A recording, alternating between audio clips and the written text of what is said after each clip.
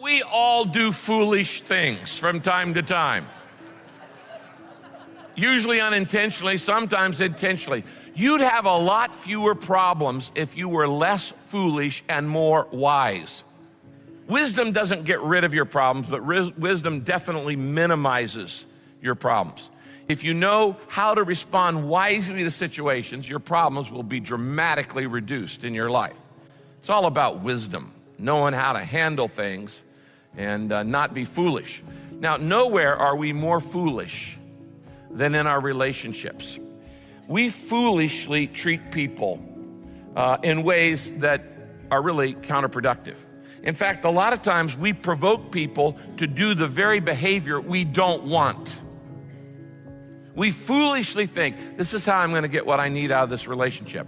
More fulfillment, more intimacy, more joy, more satisfaction, more stability. I need my relationships to be fulfilling, not draining.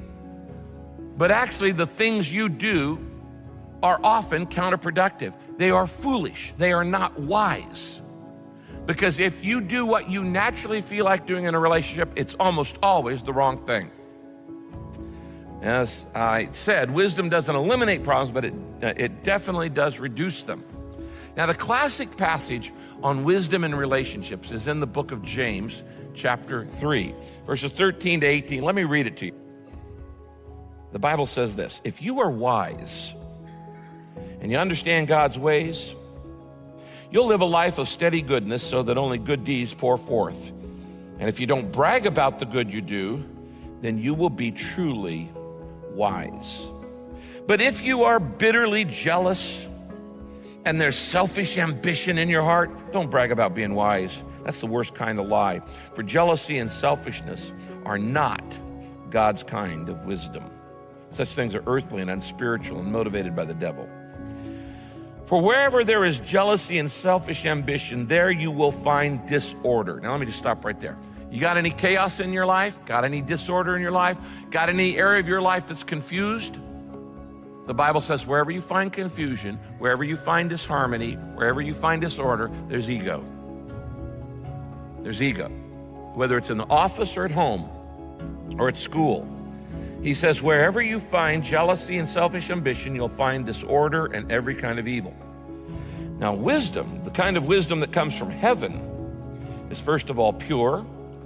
It's also peace-loving, gentle at all times, willing to yield to others. It's full of mercy and good deeds.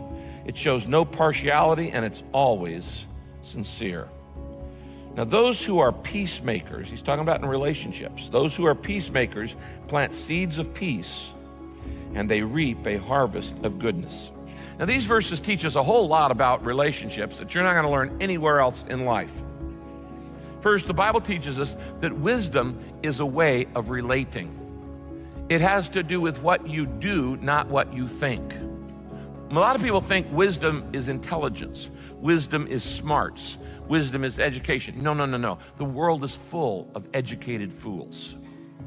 The Bible says that wisdom shows up primarily in your relationships.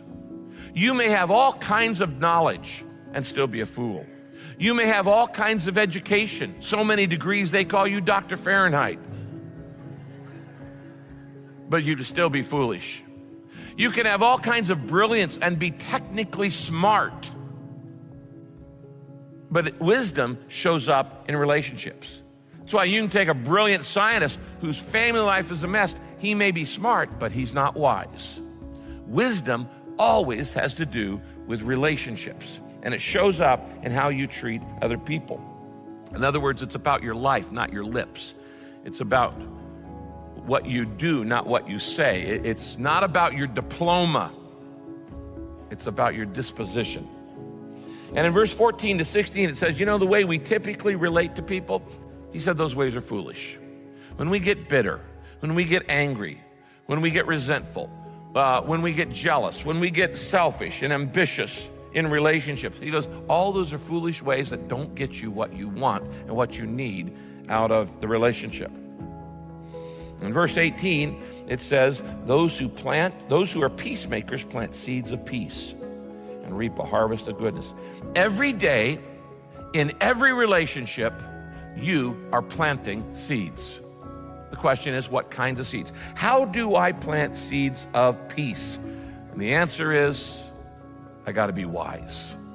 I've got to be wise. I've got to do it the wise way. Now, what we're going to do today is we're going to look at this passage because it teaches us the 6 things that wise people never do in relationships. And I've done every one of them. And so have you. And they are foolish approaches to your relationships. Your boyfriend, your girlfriend, your husband, your wife, your friends, your boss, your employees, the neighbors. These are 6 things that wise people never do. And in verse 17, James gives us a checklist.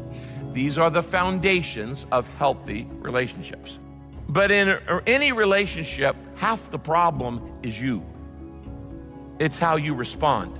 And when you respond incorrectly to the crazy makers in your life, you actually make it worse. So let's get right into it. Foundations of healthy relationships. 6 things wise people will never do in relationships. Number 1, first the Bible says that wisdom, if I want to be wise, wisdom that comes from heaven is first of all pure. What's he mean by this word pure? It means uncorrupted, clean, unpolluted, clear, untainted. What's he talking about? The word we use today is the word integrity. He's talking about integrity. And he's saying the foundation of all good relationships is integrity. Now, why is integrity listed first? Because wisdom starts in the heart, not in the head. And the reason integrity is listed first is this. All relationships are built on trust. No trust, no relationship. And all trust is built on truth. If you don't have truth, you don't have trust. If you don't have trust, you don't have a relationship. If a guy's lying to his wife all the time, he may have an arrangement, but he doesn't have a relationship. He may have a commitment, but he doesn't have a relationship. Because relationships are built on truth. Because truth is the foundation of trust. Honesty is the bedrock of all relationships. You gotta be honest. You gotta shoot straight with people. If you're just lying to the people in your life, you don't have a relationship. The Bible says in Ephesians 4:25, you must stop telling lies. Tell each other the truth, because we all belong to each other in the same body. Now here is the first mark of wisdom. If you want your relationships to get better this summer, number 1 is this. If I want to be wise in my relationships, I won't compromise my integrity. I won't compromise my integrity. I won't violate my conscience. I won't compromise my convictions. I won't live a double life. I won't lie to you. I'll tell you the truth because trust is built on truth. No truth, no trust. No trust, no relationship. Proverbs 2 verse 7 says this, there on your outline. God grants a treasure of good sense. And by the way, that's what you need in relationships. You need a treasury of good sense. God grants a treasure of good sense to the godly. He is their shield, protecting those who walk with integrity. You need a shield in your life against the crazy makers. There are people who try to mess up your life all the time. And God says, I will be a shield in your life. You need a shield against the crazy makers. But he says, you got to walk with integrity if you're going to have my shield in your life. So first, wisdom is pure, and if I want to be wise in my relationships, I won't compromise my integrity. Number 2, wisdom is peace-loving. That's the second thing it says. In other words, wise people are peacemakers. They're not troublemakers. Wise people don't carry chip on their shoulder. Wise people are not always looking for a fight. Do you love a good fight? Then you're not wise. The Bible says wisdom is peace-loving. Fools love to fight. Just go on the internet there. It's full of them. Just look up any blog. Foolish people love to fight. They love to argue. They love to mix it up with people. Some people get into politics just because they love the fight. That's not smart. It's foolish. The Bible says wisdom is peace-loving.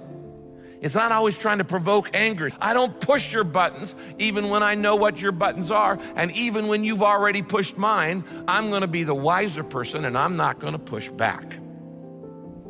Proverbs 20, verse 3 says this: any fool can start an argument. Any fool can start arguments. The wise thing is to stay out of them. So don't be baited by internet trolls who, they'll say something off the wall and then you get stuck arguing with them online. You don't even care about these people. He says, don't get baited. Don't get baited, and don't antagonize people's anger. We all use tools, tricks of the trade, skills in relationships that are actually counterproductive. They're hurtful, they're harmful, and they don't get you what you want out of a relationship. In fact, they get you the exact opposite behavior. But when we lack wisdom, we use them anyway. Number 3, the third thing the Bible says, wisdom is gentle all the time. It's gentle all the time. It is courteous, the Bible says in the Living Bible. The NIV translates it considerate.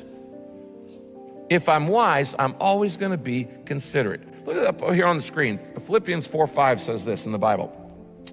Let everyone see that you are considerate in most of everything you do. Oh, it didn't say that. It says, let everybody see that you are considerate in what? All you do. I don't like that word. I looked it up in the original Greek. It means all. Wait a minute. You mean I have to be considerate when people are inconsiderate to me? Yes. I have to be considerate to clerks who are jerks? Yes. When people are rude to me, I don't get to be rude back? No, not if I'm smart. If I'm foolish, I can get back. But if I want to be wise, if I want to have wisdom, I am always, always, always considerate. I am not allowed to call you names. I am not allowed to be rude to you. I'm not allowed to slur you back. I'm not allowed to get even, because that puts me on the same level as you. I am always to be considerate. Now, this is so important. Wise people are considerate even when people are blasting away at them. Why? Because being considerate is the antidote to the 2 most common mistakes, foolish mistakes, that you make in relationships. The 2 most common mistakes that you make in relationships. And the first mistake you make is we react to what people say and ignore how people feel. We pay too much attention to their words and not enough attention to their emotions. The words don't really matter. People say stuff when they're angry they don't even mean. They use words they don't even intend to use. They exaggerate things. But you need to look behind the words and look at the emotion, because that's what it is. People don't always say what they mean, but they always feel what they feel. And so if you are wise in a relationship, you stop focusing on what your kids or your boyfriend or your husband or your wife or your boss says that just ticks you off, and you start looking behind and go, what's the emotion they're feeling there, and why are they feeling that emotion? That's what wise people do. You see, being considerate means simply mindful of the feelings of others. To be considerate means mindful of the feelings of others. Not the words, but the feeling. And if I'm considerate, even when you blast me, I look beyond and I go, what would cause them to feel that way? And I just let the words roll right past me. And I go, what would cause them to be that uptight, that irritated, that rude? Hurt people always hurt people. Unkind people are those who need your kindness the most. They need massive doses of kindness. When people are rude and unkind, they are screaming to the world, I'm in pain. People who are not in pain are kind. People who are always in pain are unkind and rude. Hurt people hurt people. So you look beyond the words and you look at the feelings. Romans 15:2 says this, here on the screen, we must be considerate. It means mindful of the feelings of others. Of the doubts, everybody's got doubts. And the fears, everybody's got fears of others. Let's please the other person, not ourselves, in doing what's good for him and build him up. We react to what people say and ignore what they're feeling. Big mistake. The other mistake we do is we invalidate any feelings that we don't feel ourselves. I don't feel it, so you shouldn't. If I don't feel what you feel, then your feeling is dumb, It's irrational, it's illogical, it makes no sense, and you shouldn't feel it. And we just dismiss it because we don't feel it, then you shouldn't feel it. That's foolish. That is not wise. You ever played this game? It's cold in here. No, it's not. Yes, it's cold in here. No, it's not. I'm cold. No, you're not. Actually, it's quite warm. In fact, I'm burning up in here. No, you're not. And you start arguing over, all kinds of stuff. It's just a feeling. It's not a fact. It's just a feeling. You can argue over facts. This is a feeling. Can somebody be cold and somebody else be warm at the same time? Yes. Yes. So why are you arguing about it?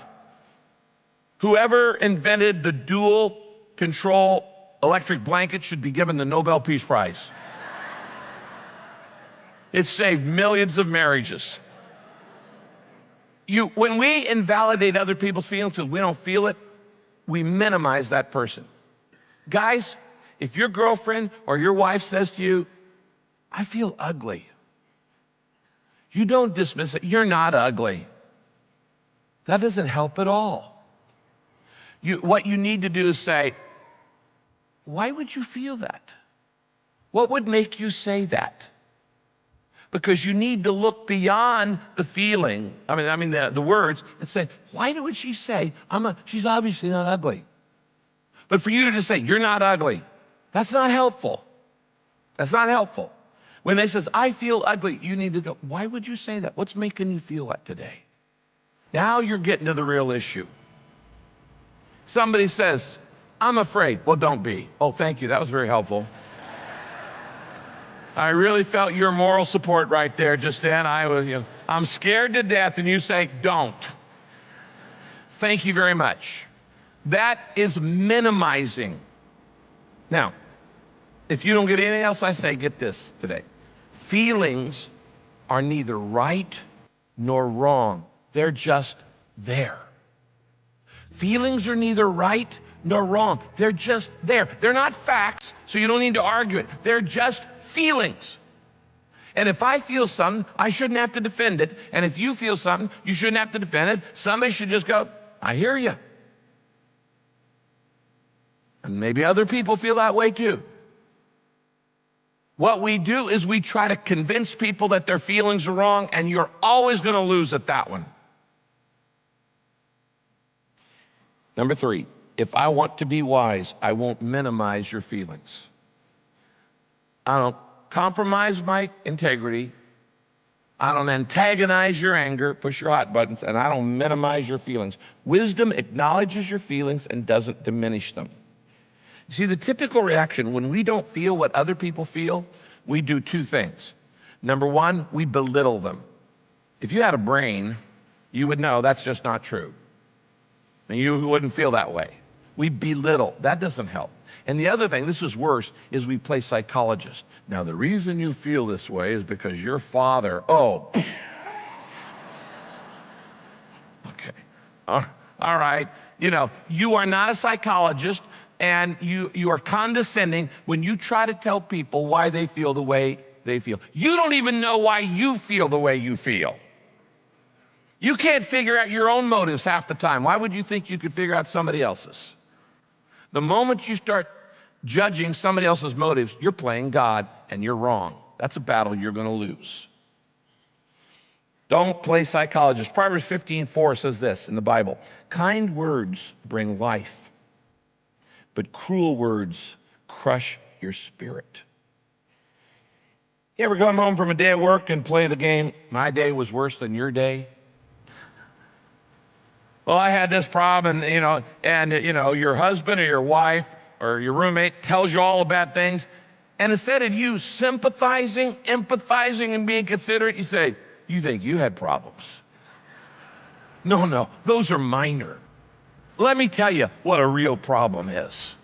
And you start telling your problem. Is that actually helping the relationship? No, it's foolish. It's not wise. The Bible says wisdom is gentle. Wisdom is considerate. Is it possible you both had a tough day? Yes. Is it possible that you could be considerate of their tough day? without having to top it? Yes. What am I saying? I'm saying if you want to be wise, if you want to stop making the same stupid relational mistakes over and over and over, you need to stop minimizing other people's feelings. You need to let your girlfriend, your boyfriend, your spouse, your parents, your children, whoever, you need to let them feel what they feel without minimizing it. You need to let them feel tired when they're tired and not try to talk them out of it. You need to let them feel depressed when they're depressed and not try to talk them out of it. You need to let them feel angry or alone or scared when they feel that way. Friends offer kind words, not remedies. The other day, Kay was being interviewed, and they asked her, they said, do you wake up grumpy in the morning? She said, no, I usually let him sleep. She's considerate. She's considerate. She lets me sleep in. Some days I don't believe in God before 11 a.m. Number 4, wisdom is willing to yield to others. Pastor Tom is going to come and teach us on this 4th mark of wisdom. It's open to reason. It allows discussion. This Greek word, eupathos, it's the only time in the whole Bible this word is used. And it's a great word for wisdom in relationships. It means you're not stubborn. You're not defensive. Now, how do you know that? How do you know if you have this kind of quality in your life? One of the main ways you know is how you listen. That's one of the main ways that you see this willingness to yield to others. The wiser you are, the better a listener you will be. And the more foolish you are, the less you will listen to others. I've got to admit, I do a very unwise thing all the time in relationships. It's totally unwise. I tend to finish people's sentences for them. Anybody else do this? You know, they're saying something and I want to move the conversation along. So I say the end of the sentence. That's very unwise because I'm not letting them say what they want to say, and I may not hear really what I need to hear in that. So if you're wise, you realize it's foolish to cut people off. It's foolish to not let people have their say. It's foolish to jump to conclusions. So instead of that, you want to be open to reason. You want to be willing to listen. You want to be willing to learn. Now, if I asked you, are you a reasonable person? I think most of us would say, yes, I'm reasonable. Let me ask you, how do you know you're reasonable? Because think about this. If you were unreasonable, you wouldn't know you were unreasonable because you were unreasonable. So how do you know if you're really a reasonable person? One of the ways that you know is, do you listen to others? Let me tell you one of the main ways you know if you're a reasonable person. Can people you disagree with reason with you?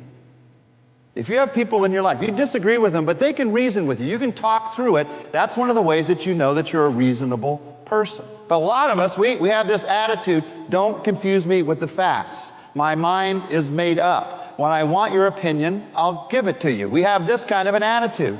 And so because of that, we're not wise in relationships. And because of that, we all struggle with this.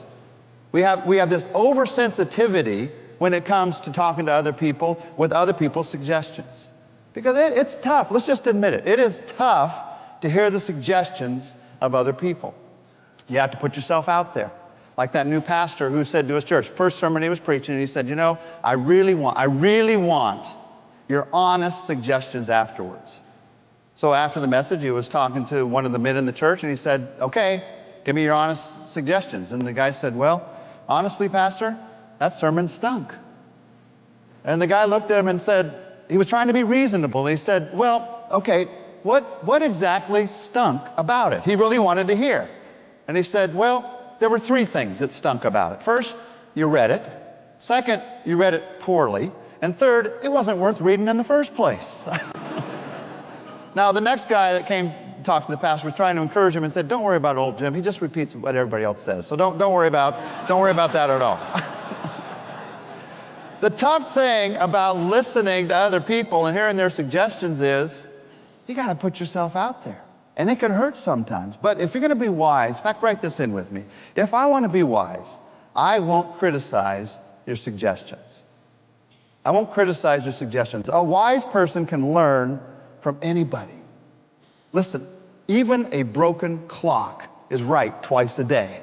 So people in your life They're going to be right. And let me tell you something God does in my life, and He's going to do in your life to totally humble you when it comes to listening to other people's suggestions. There are going to be people in your life, the most irritating people in your life, the you drive me crazy kind of people we're talking about. Sometimes they're going to have a good suggestion. That person in your family, that they're wrong about everything else, they're going to be right about something. That person at your office, that person at your school, it's the worst thing in the world when the very person that's driving you crazy has a good suggestion for your life. But let me ask you, can you learn from them? Can you learn from anybody? Look at this next verse in the outline, Proverbs 18:15. Intelligent people are always open to new ideas. In fact, they look for them. Anywhere and everywhere, you look for these new ideas. Now, what if people have a stupid idea? Well, you do the same thing with their stupid idea that you do with your stupid ideas. If it's a good idea, you listen to it and you learn. If it's a stupid idea, then you ignore it and you forget it. Stop wasting your life trying to prove a stupid idea right or wrong. Just move on to the next good idea. If I'm wise, I'm open to suggestions. I won't criticize your suggestions. You know, I have spent much of my life hanging out with people I totally disagree with, so I could share the love of Jesus with them and help them come to know Christ, which means I've heard a lot of stupid ideas. I've sat in groups of people who share me stuff that's the most off-the-wall, crazy idea. What do? You just smile and you nod and you don't interrupt, and you let them say their entire piece. Because what I've learned is if you let people say their entire piece, they'll let you say your entire piece. And then I can come back and say, well, here's what I think. Here's what I believe. Here's what the Bible says. And people go, oh, well, that makes sense. I never thought about it that way. But if you try to interrupt them in advance, you try to take them down point by point, you are being a fool. It is foolish to try to take people down point by point. You just make them mad. As Tom said, you just got to listen. You got to be open to reason. Now, number 5, the Bible says wisdom is full of mercy and good deeds. Circle that word mercy. If I'm going to be wise, I'm going to maximize mercy. I'm going to major on mercy in my relationships, full of mercy and good deeds. In other words, it's wise to show grace to people when they mess up, when they blow it, when they sin, when they fumble, when they flub up, when they have faults, when they fail. It's wise to show mercy when people show up. It's wise to cut people slack when they mess up. Let's just take it this way. Who is the wisest person in the universe? God. Who is the most merciful person in the universe? God. You think there's any little connection there? Yes. Fools are judgmental. Wise people are merciful. Anytime I start judging you, I'm being foolish. Anytime I'm being merciful, I'm being like God. And that's wise. It's wise to give people the benefit of the doubt. It's wise to show grace, to show mercy, to be forgiving, to cut people some slack. God cuts me slack all the time, so I better cut it to somebody else. Everything you have in life is a sheer gift from God. Your next breath is because of the mercy of God. You wouldn't be alive if it weren't for the mercy of God. If it weren't for the grace of God, you wouldn't see, hear, touch, smell. You wouldn't exist. Everything and I have and everything you have is because God is a merciful and gracious God. God doesn't give me what I deserve. He gives me what I need. If I got what I deserve, I wouldn't be standing here. If you got what you deserve, you wouldn't be alive. God doesn't give you what you deserve. He gives you what you need. That's mercy. And the Bible says that's wise. Wise people give people what they need, not what they deserve. That's mercy and that's wisdom. So here's the 5th mark of wisdom in a relationship. If I want to be wise, my kids, my boyfriend, my girlfriend, my husband, my wife, if I want to be wise, I won't emphasize your mistakes, because I am merciful. Wise people don't rub it in.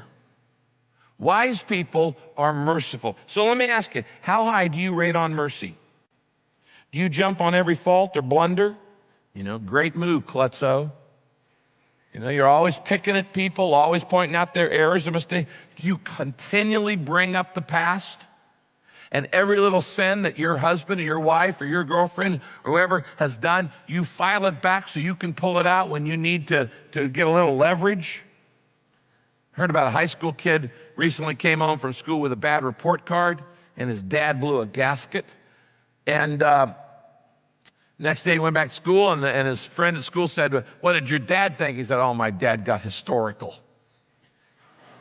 He said, "Don't you mean hysterical?" He said, "No, historical. He told me everything I've ever done wrong." You do that? You let it all pile up, you let it all dam up, and then when somebody hits you at the wrong spot, you just, you let it all out?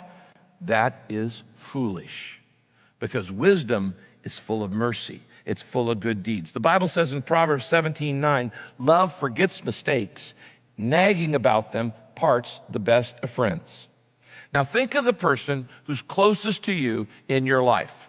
Right now, okay? Think of the person who's closest to you in your life. And even though you love them, there's some things they do that just flat out bug you. I mean, it really bugs you.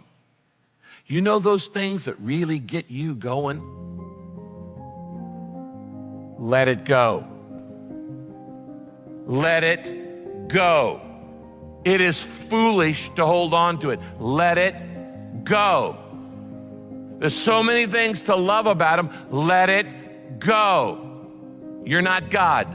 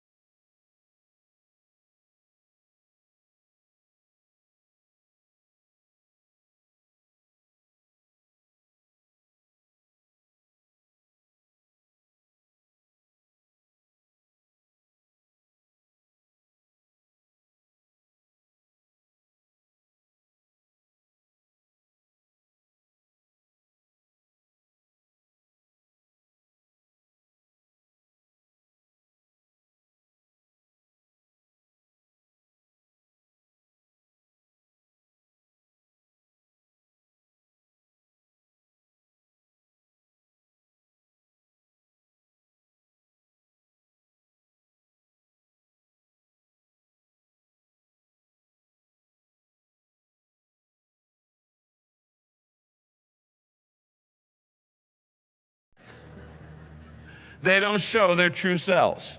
They're always trying to make themselves look better than they really are online and on dates.